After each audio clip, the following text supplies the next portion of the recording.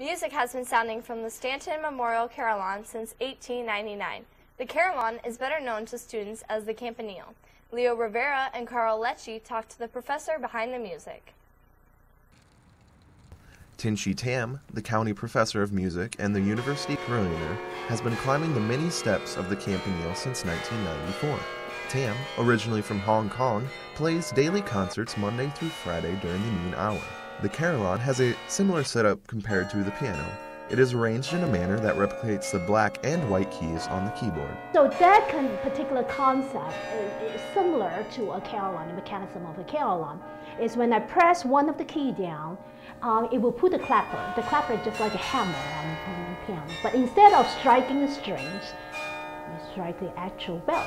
Tam enjoys playing the public instrument and sharing her passions about carillon music with everyone. One of the things that I really enjoy was I can get a little bit more in touch with not only the students here, but it's just the community here and what music they are listening to. Tam performs a mix of classical, folk, popular, and original carillon music.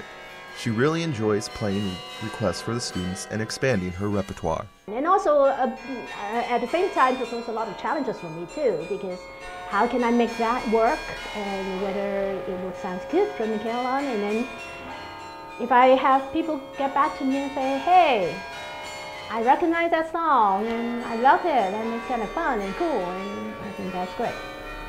Tam looks forward to her future years at ISU, and there is one thing that will keep her sounding the bells on campus. Climbing up the stairs. Keep me healthy and happy. For ISUtv, with Leo Rivera reporting, I'm Carl Lecce. For more information on the Stanton Memorial Carillon and to request a song, go to www.music.iastate.edu/Carillon. Now we turn to ISUtv News Director Andrew Schneider to hear about an unusual but effective printing press. The Relief Printmaking class at the College of Design worked on large-scale printing blocks for 2 months, but they needed a printing press to finish them. For the 10th consecutive year, April Katz broke out the biggest printing press you'll find in Ames. I have more. After weeks of hard work, design students in Relief Printmaking needed to finish their projects. Of course, in printmaking, the artist needs a printing press. For the 10th consecutive year, April Katz broke out the biggest printing press you'll find in Ames, a steamroller. The students carve a 4x8 foot block of plywood. They bring it out here. They roll it with regular house paint rollers, but we're using special ink. And they put fabric or paper down and roll over it using a steamroller, very big one, as a printing press. In September, the students formed groups based on a theme for their print and started on a small scale. Katz believes the atmosphere of teamwork brings out the best in her students. I think what I like about it most is that it's a group of people coming together.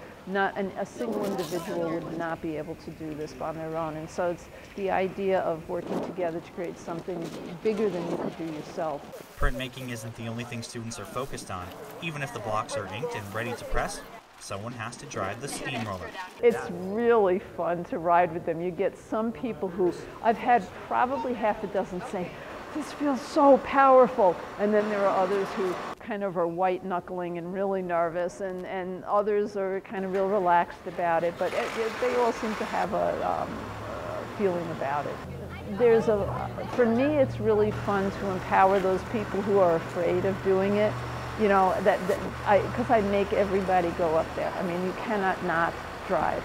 So those who are afraid end up having a good time, and that kind of idea of facing your fear is sort of a nice side effect of the project. For Ames 247, I'm Andrew Schneider. Every student in the class had to drive the steamroller, and as Katz said, some were nervous and some were excited. Thanks, Andrew. The 7th annual Cyber Defense Competition was held this year, and reporter Rachel Begley joins us in studio to give us a behind-the-scenes look. That's right, Michael. The Cyber Defense Competition is a unique event that promotes online security and defense. Professional hackers actually come in and try to attack student-made networks. Ben Theobald and I have the story. The bright sunshine and beautiful weather didn't prevent students from gathering at Hall Hall this past Saturday for the 7th annual ISU Cyber Defense Competition. These students take their online security seriously and even took to catching up on sleep after all-night programming work. The CDC, as it's known here at ISU, teaches students the importance of online security by having them protect self-made networks from hackers. Although the students in the competition are professionals in the making, the event stresses an overall awareness of online security for the masses. What most people don't realize is all it takes to get your security stolen on the internet is just one click. Really, I would say be aware of what links you click and what web pages you go to. I know a lot of people just click whatever link is posted on their Facebook wall or whatever comes in through their email, and a lot of times that's how we see people getting viruses and banking information stolen and stuff like that. 17 teams of over 100 students participated in this weekend's event. Team Problem won the competition and will be headed to the National Cyber Defense Competition, along with Team I Don't Know Yet, OK, who took home second place honors. Reporting for ISUtv with Ben Theobald, I'm Rachel Begley. Iowa State will host the National Cyber Defense Competition in Hilton Coliseum this February. Andrew Snyder and Sarah Clark sat down with public relations students at Iowa State who are working with the Department of Safety and the Governor's Traffic Safety Bureau to research the impacts of driving while distracted. Students from Journalism 424 had the Iowa DPS bring in a driving simulator to raise awareness about distracted driving. You know, with the popularity increase of smartphones, obviously it's not just texting anymore, it's composing an email, you know, checking your Twitter feed, checking your Facebook feed, trying to tweet. All those distractions are problems, and that's what we've kind of seen through our research. According to the United States Department of Transportation, 20% of crashes with injuries involved a distracted driver.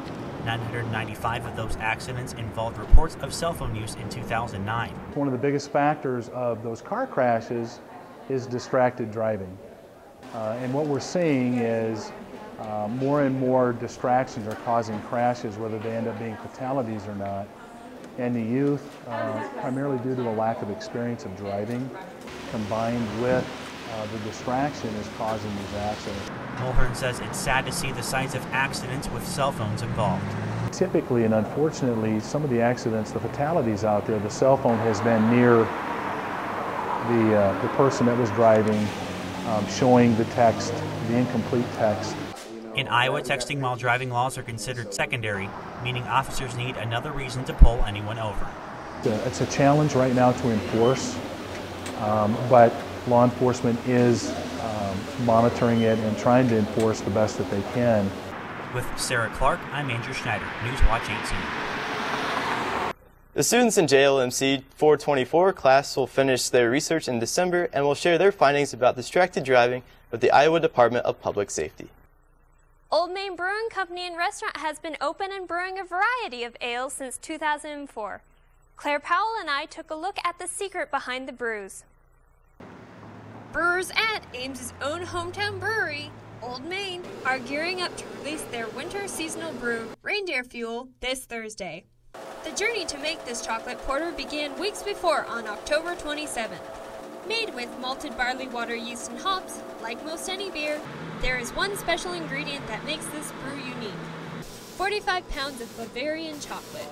How we added the chocolate to it was just kind of really kind of a whimsical thing that we did over the holiday season, thinking that would add a little character. The recipe for Reindeer Fuel has evolved a little since the chocolate porter was created, but most of the recipe has stayed the same over the years. Recipe design, I have a little input, mostly it's puff. Exactly how the chocolate is added to the Reindeer Fuel is a brewer's secret, but people say it tastes pretty good. The best way it's been described is cold, hot chocolate, but I don't know. If awesome had a flavor, that's how the Reindeer Fuel would taste. Rundle is the official taste tester of Reindeer Fuel because despite the good reviews, Irving has never tried the brew he developed. I can't drink Reindeer Fuel, ironically, because I'm allergic to chocolate. 500 gallons of Reindeer Fuel are made per batch, but this season, Olde Main has so many pre-orders for their chocolate porter they will have to brew a second batch to keep up with demand. Prices for the Reindeer Fuel will be the same as most of the other beers at the Olde Main Restaurant Pub. Everything goes in moderation, and you can, enjoy that product the way it's intended to be enjoyed. For ISUtv, this is Catherine Bolinsky with Claire Powell. Olde Main is located at 316 Main Street in Ames and has hours for lunch, dinner, and the pub every day of the week. Coming up next, we take a look back at the semester in sports. ISUtv Sports Director Aaron Bauer and Newswatch anchor Matt Van Winkle break down the biggest games and matches of the 2011 fall sports season. Stay tuned to this Newswatch special edition.